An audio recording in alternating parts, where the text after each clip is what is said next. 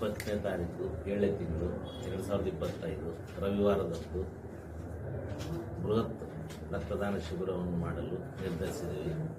KRS function ಹಾಲಲ್ಲಿ ತಮ್ಮ ಮೂಲಕ ಚೈತನ್ಯವಂತರೆಲ್ಲರಿಗೂ ತಿಳಿ ಹೇಳಿ ಎಲ್ಲ ದಾನಿಗಳನ್ನು ರಕ್ತದಾನ ಮಾಡುವಂತೆ ನಿಮ್ಮ ಕಡೆಯಿಂದ ಚೈತನ್ಯಪಡಿಸಬೇಕಂತ ನಿಮ್ಮೆಲ್ಲರಲ್ಲಿ ಮನವಿ.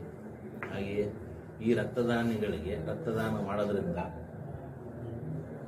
ದಾನಿಗಳಿಗೂ ಹಲವಾರು ಬೆನಿಫಿಟ್ಸ್ ಇದ್ದಾವೆ ಅಂತ ವೈದ್ಯರು ಹೇಳ್ತಾರೆ.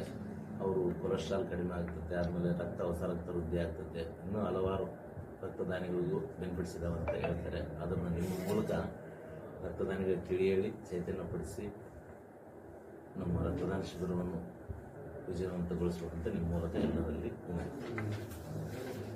ಹಾಗೆಯೇ ಪ್ರತಿ ರಕ್ತದಾನಿಗಳಿಗೂ ನಮ್ಮ ಒಂದು ಸಂಸ್ಥೆಯ ವತಿಯಿಂದ ಒಂದು ಅಳಿಲಿಸುವ ರೂಪದಲ್ಲಿ ಅವರ ರಕ್ಷಣೆಗಾಗಿ ಇಂಥ ಒಂದು ಹೆಲ್ಮೆಟನ್ನು ಕೊಡಲು ನಿರ್ಧರಿಸಿದ್ದೀವಿ.